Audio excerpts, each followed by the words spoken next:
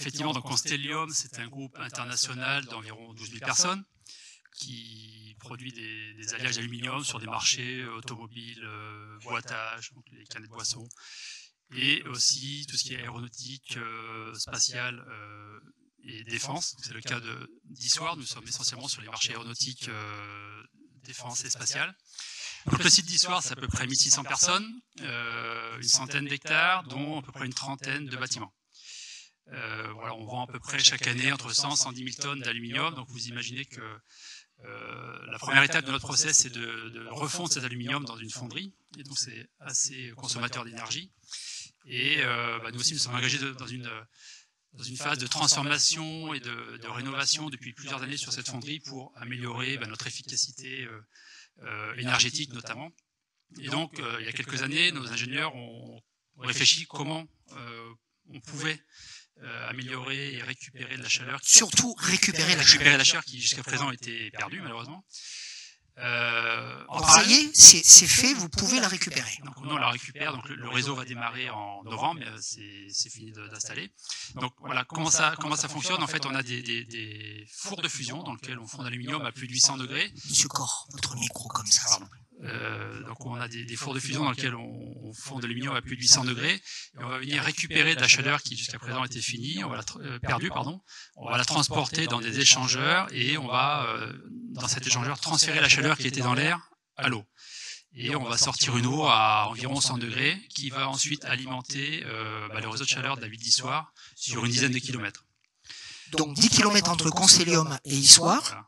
Et après, sur le réseau d'Issoire, c'est pour des bâtiments privés, des bâtiments publics? C'est les deux. C'est à la fois des bâtiments publics type hôpital, école, le régiment, etc. Et puis des bâtiments privés, des bailleurs sociaux, etc. Et ça à partir du mois de novembre. Ouais, c'est ça. Et donc, en complément de ça, il y a une chaufferie biomasse qui est également installée, qui va venir compléter la chaleur qui est récupérée chez Constellium pour satisfaire les besoins des Issoiriens. Et donc, c'est juste Je vous en prie, c'est une chaleur qui sera à plus de 90% renouvelable, ce qui est assez remarquable sur un réseau de chaleur pour une ville. Vos collaborateurs, vos collaboratrices, comment réagissent-ils à cette innovation? Parce que, je reprends encore l'expression de Monsieur Grenier, merci, vous auriez dû prendre des droits d'auteur. Cette révolution, elle amène là une belle innovation. Oui, alors, c'est clair que c'est une grande fierté. Donc Constellium est engagé aussi dans une démarche de développement durable et de transition énergétique depuis de nombreuses années.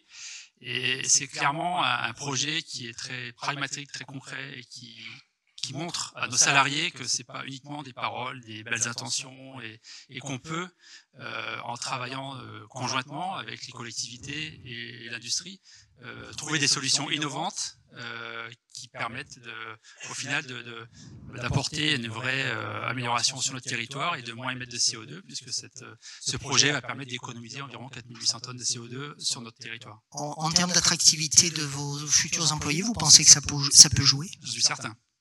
Je suis certain parce qu'on a déjà effectivement les salariés présents qui sont très fiers et qui vivent à Issoire, que leurs familles qui vivent à Issoire, ils sont très contents de pouvoir dire quelque part je contribue à cette initiative.